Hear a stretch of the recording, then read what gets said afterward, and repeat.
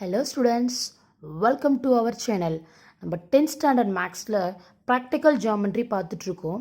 Now start the exercise 4.2 in question number 12. Okay, so listen the question carefully. Construct a triangle PQR in which QR equal to 5 centimeter, angle P equal to 40 degree and median PG it's like straight line PG from P to QR. So நீங்கள் வரைய போகிற PG அப்படின்ற median line P பாயிண்ட்லேருந்து QRக்கு போகிற மாதிரி வரையணும். அந்த மீடியனை எவ்வளோ சென்டிமீட்டர்? 4.4 சென்டிமீட்டர். இது வரைக்கும் ஆல்ரெடி நம்ம 11th கொஷின் பார்த்து முடிச்சிட்டோம்.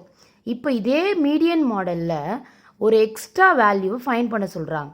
வாட் இஸ் அப்படின்னு பாருங்கள். Find the length of the altitude from P to QR. நல்ல ஒரு விஷயத்தை கவனிச்சிட்டிங்களா? என்ன பண்ண சொல்கிறாங்க? ஆல்டிடியூட் வரைய சொல்கிறாங்க. அதுவும் எக்ஸஸ் ஒர்க் தான். மீடியன் மாடல் தான் இது. Altitude additional work. நான் உங்களுக்கு ஆல்ரெடி சொல்லியிருந்தேன்.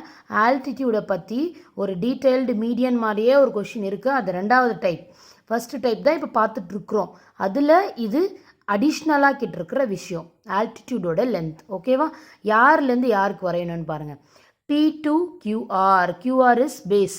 P பாயிண்ட் வந்து டாப்பில் இருக்கும். அந்த P பாயிண்ட்லேருந்து QRக்கு ஆல்டிடியூட் வரையணும். இது அடிஷ்னல் ஒர்க். திரும்பவும் சொல்கிறேன், இது ஆல்டிடியூட்கான மாடல் இல்லை, மீடியனுக்கான மாடல் தான். அதில் பார்க்குற ஒரு எக்ஸ்ட்ரா விஷயம் தான் ஆல்டிடியூட். ஓகேவா? First to write the given concept. What is given?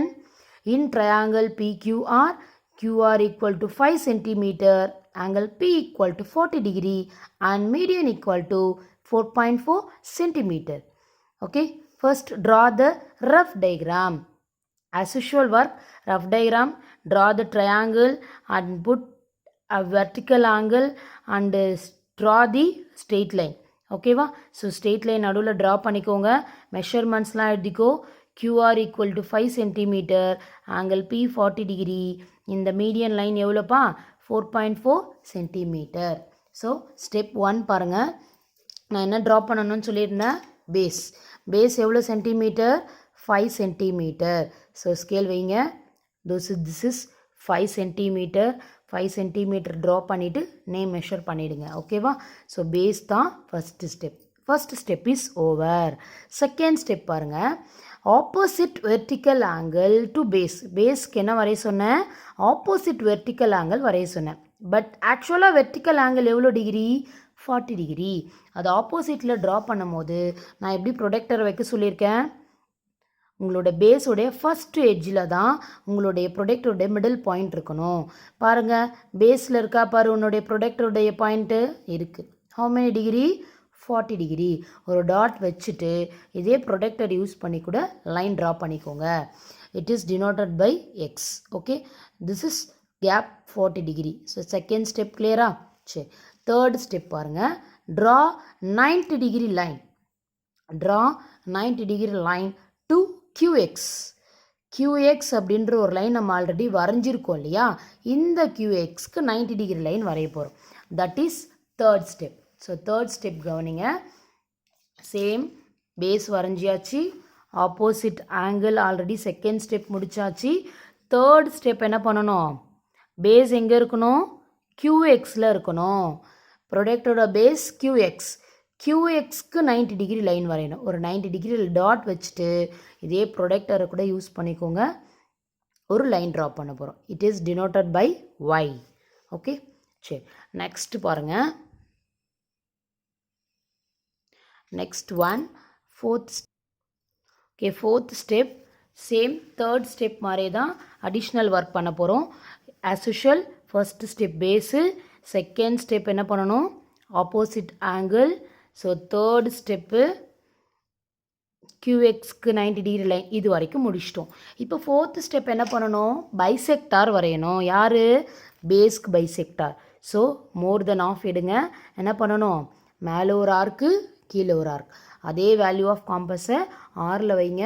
மேலே ஒரு ஆர்க்கு, கீழே ஒரு ஆர்க். That's all. அதை ஜாயின் பண்ணிவிடுங்க. ஸோ ஜாயின் பண்ணும்போது நல்லா கவனிங்க. ஆர்க்கு டு ஆர்க் ஜாயின் பண்ணிட்டோம். பட் உங்களுக்கு என்ன ஆகலை இந்த மாதிரி ஓவர் ரைட் பண்ணி ரொம்ப டார்க்காக போட்டுறாதீங்க. உங்களோட 90 டிகிரி லைனும் பைசெக்டாரும் மீட்டே ஆகலை. அப்போ நான் ரெட் பெனில் எக்ஸ்டெண்ட் பண்ணியிருக்கேன் பார். அந்த மாதிரி நீங்கள் பென்சில் என்ன பண்ணிக்கலாம், எக்ஸ்டெண்ட் பண்ணுங்கள். நான் ரவுண்ட் பண்ணியிருக்கேன் பாருங்கள். அந்த மாதிரி ரவுண்ட்லாம் பண்ணக்கூடாது, உங்களுக்கு தெரியணுன்றதுக்காக தான் அந்த பிளேஸ் நான் ரவுண்ட் பண்ணியிருக்கேன். This is the centre of the circle, that is O point. Okay, so centre எங்கே கண்டுபிடிக்கிறோன்னு தெரிஞ்சிச்சா? ஓகே, இப்போ கவனிங்க. 5th ஸ்டெப் பண்ண போகிறேன். ஃபஸ்ட்லேருந்து போட போகிறோம். இன்கேஸ் யாரும் சரியாக கவனிக்கலை இல்லை புரியல அப்படின்னா இப்போ நான் போட போகிறதில்ல, நீங்கள் கவனிச்சுக்கோங்க. 5th ஸ்டெப் ஃபஸ்ட்லேருந்து தான் கண்டினியூ பண்ணி ஆகணும். What is the first step? Draw the base. Base how many centimetre? 5 centimetre. It is denoted by QR, 5 centimeter. Next, opposite vertical angle. Opposite vertical angle உடைய base எங்க வைக்கணும்னு சொல்லியிருக்கேன்? QR.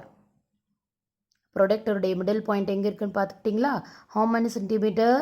40 degree. ஒரு dot வச்சுட்டு இந்த Q பாயிண்ட்டையும் இந்த 40 டிகிரியையும் join பண்ணிக்கோங்க. This is X. How many degree? 40 degree. Okay. Third step. What is third step? 90 degree line. யாருக்கு 90 degree line வரையணும்? QXக்கு 90 degree line. So 90 டிகிரிக்கு ஒரு டாட் வச்சுட்டு 90 டிகிரிக்கு லைன் ட்ரா பண்ணுங்க. So this is 90 degree line. It is denoted by Y. Okay. Clear? Next step பாருங்க. 4th step bisector. More than half எடுங்க. More than half எடுத்து மேலே ஒரு ஆர்க்கு கீழே ஒரு ஆர்க். அதே வேல்யூ ஆஃப் காம்பஸ் ஆரில் வைங்க. Up and down. That's all. So joining these two arcs. Join பண்ணிட்டோமா? இங்கே பாருங்கள், மீட் ஆகலை பார். அப்போ என்ன பண்ணணும்? எக்ஸ்டெண்ட் பண்ணிக்கோங்க. எக்ஸ்டெண்ட் பண்ணிவிட்டு இந்த பாயிண்ட்டு தான் உங்களுக்கு சர்க்கிளுக்கான பாயிண்ட். ஓகேவா? This is O point. இப்போது காம்பஸோட ஷார்ப் எங்கே வைக்கணும்? O பாயிண்டில் வச்சுட்டு சர்க்கிள் ட்ரா பண்ண போகிறேன். நான் சர்க்கிள் ட்ரா பண்ணுறதுக்கு இந்த 2 எட்ஜும் ஒழுங்காக இருக்கான்னு பார்க்க சொல்லியிருக்கேன். எனக்கு இல்லை, ஸோ நான் அட்ஜஸ்ட் பண்ணியிருக்கேன். காம்பஸ் அட்ஜஸ்ட் பண்ணுங்கள். இந்த edge that is Q and R கரெக்டாக இருக்கா அப்படின்றத பார்த்துட்டு செய்யணும். ஓகேவா? ஸோ இந்த எட்ஜ் பாருங்கள், உன்னோட 3 லைனும் மெர்ஜ் ஆகாமல் வேறு ஆங்கிளில் ஜாயின் ஆகிருக்கு பாருங்கள். அந்த மாதிரிலாம் ஜாயின் பண்ணிங்க அப்படின்னா சர்க்கிள் வராது. ஸோ இப்போ நான் பண்ண மிஸ்டேக் ஆள பாருங்கள். சர்க்கிள் எங்கே வருதுன்னு பாருங்கள். இந்த பக்கம் கரெக்டாக ஃபிக்ஸ் ஆகிடுச்சிங்களா? ஆனால் Q பாயிண்டில் ஃபிக்ஸ் ஆகலை பாருங்கள். ஸோ அந்த 3 எட்ஜும் நல்லா நீட் ப்ரெசன்டேஷன். பென்சில் ஷார்ப்பாக இருக்கணும். என் பென்சில் ஷார்ப்பாக இல்லாததுனால அந்த இடம் வரும்போது வேறு மாதிரி மெர்ஜ் ஆகிருக்கு. ஸோ அதை நீங்கள் ஷார்ப்பாக போட்டுக்கோங்க, கண்டிப்பாக மெர்ஜ் ஆகும். Okay, listen. 5 steps is over. 6th step என்ன சொல்லியிருந்தேன்? மீடியனுடைய மெஷர்மெண்ட் எடுங்கன்னு சொல்லியிருந்தோம். மீடியனாக இருந்தால் மீடியன், ஆல்டிடியூடாக இருந்தால் ஆல்டிடியூட். இங்கே median how many centimetre? 4.4 centimetre. Okay, so 4.4 எடுத்தாச்சு. This is G 90 degree line. இது ஏன் இந்த 90 டிகிரி போடுறோம்? இந்த பர்பண்டிகுலர் பைசெக்டாருக்கான 90 degree line. Okay, so rough டயக்ராமை பார்த்து கன்ஃபியூஸ் ஆகிடாதீங்க. ரஃப் டயக்ராமில் நான் போடாததுக்கு காரணம் this is denoted by median. But இங்கே இந்த லைன் பைசெக்டாரை மீட் பண்ணியிருக்கு. ஓகேவா? சரி, காம்பஸோட ஷார்ப் எங்கே வைக்கணும்னு தெரிஞ்சுதான் G பொசிஷனில் வைங்க. 2 சைட்லேயும் ஆன் சர்க்கிளில் கட் பண்ணோம் அப்படின்னா அதை தான் என்னன்னு சொல்லியிருந்தேன்? மீடியன் அப்படின்னு சொல்லியிருந்தோம். Okay, this is P and P dash.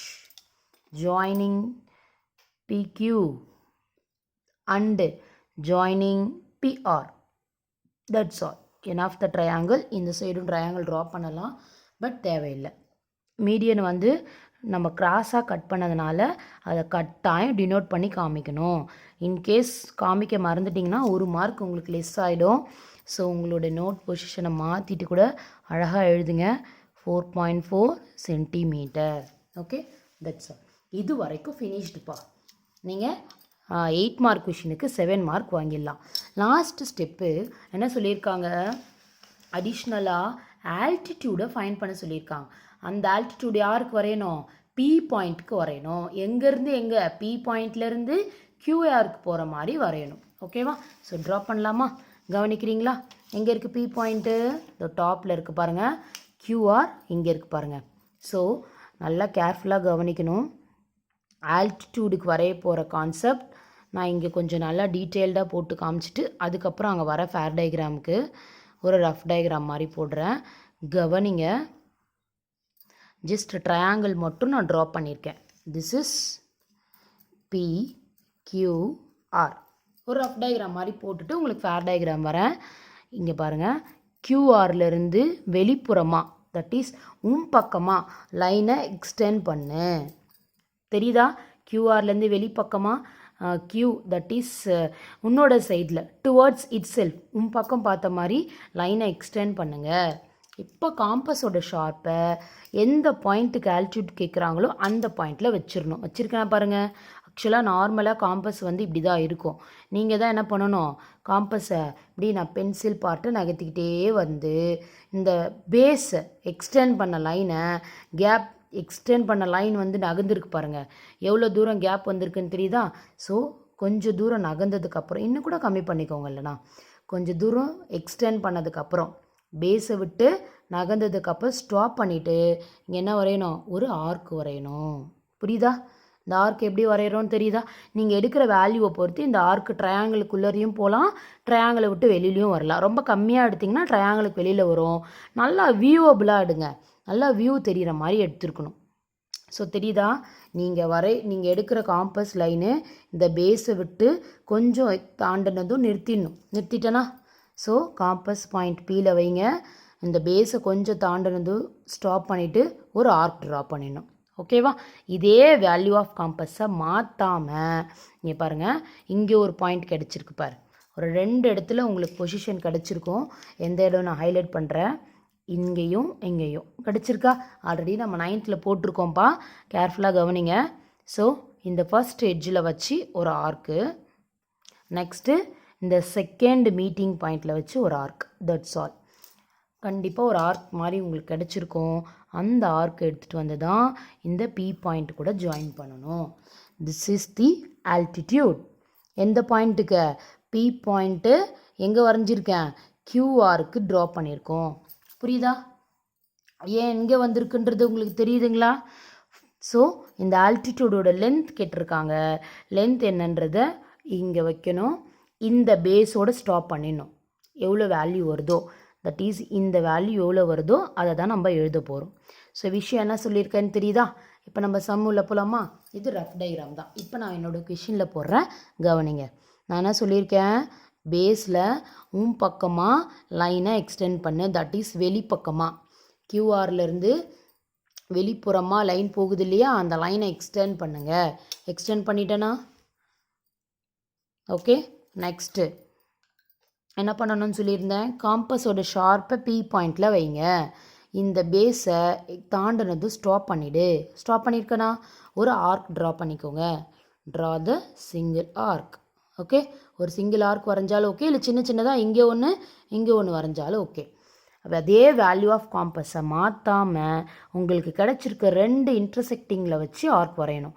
So first இன்டர்செக்டிங்கில் வச்சு கீழே ஒரு ஆர்க் வரைங்க. செகண்ட் இன்டர்செக்டிங்கில் வச்சு அகைன் ஒரு ஆர்க்கு வரையணும். ஓகே. கண்டிப்பாக இந்த 2 ஆர்க்கும் இன்டர்செக்ட், தட் மீன்ஸ் மீட் ஆகும். அந்த மீட்டிங் பாயிண்ட் எடுத்துகிட்டு வந்து பாயிண்ட் பியில் ஜாயின் பண்ணிடணும். தட்ஸ் ஆல்ப்பா. This is altitude from P to QR. எங்கேருந்து லென்த் எடுக்கணும், பி பாயிண்ட்லேருந்து இந்த லைனோட ஸ்டாப் பண்ணிடணும். இதான் உன்னோட பேஸ் லைன். பேஸ் இங்கே பத்தலைன்றதுனால தான் நம்ம எக்ஸ்டெண்ட் பண்ணியிருக்கோம். எவ்வளோ வருதுன்னு பாருங்கள், எவ்வளோ லைன் வருது பாருங்கள். 1 0 இருக்கா, இங்கே 0 1 சென்டிமீட்டர் டு 2.2 சென்டிமீட்டர் எனக்கு வந்திருக்கு. 2.2 சென்டிமீட்டர் எங்கேருந்து எங்கே எடுக்கணும், இந்த பி பாயிண்ட்லேருந்து இந்த பேஸோட ஸ்டாப் பண்ணிடணும். ஓகேவா? நீ வரைஞ்சிருக்கிற மொத்த லைனையும் தயவு செஞ்சு எடுத்துடாதீங்க. அது பி பாயிண்ட்டோடைய ஃபுல் ஆல்டிடியூடை கால்குலேட் பண்ணுறது மாதிரி ஆகிடும். தட் இஸ் எக்ஸஸ் லைனை கால்குலேட் பண்ணுற மாதிரி ஆகிடும். அவங்க எங்கேருந்து எங்கே கேட்டிருக்காங்க? பி பாயிண்ட்லேருந்து கியூஆரோட பாயிண்ட் வரையும் தான் கேட்டிருக்காங்க. தட்ஸ் ஆல்ப்பா. ஸோ இது அடிஷ்னல் ஒர்க்கு தான். இந்த ஒர்க்கை போட்டு கன்ஃபியூஸ் பண்ணிக்காதீங்க. இது ஒரு ஸ்பெஷல் டைப் மாதிரி. ஓகேவா? ஸோ இந்த மீடியன் மாடலில் இருக்கிற எல்லா ஸ்டெப்ஸும் கிளியர் ஆகிடுச்சிங்களா? கண்டிப்பாக கிளியர் ஆகிருக்குன்னு நினைக்கிறேன். இதே மாதிரி இருக்கிற எக்ஸாம்பிள்ஸ் கொஷினை ரொம்ப ஈஸியாக இருக்கும்.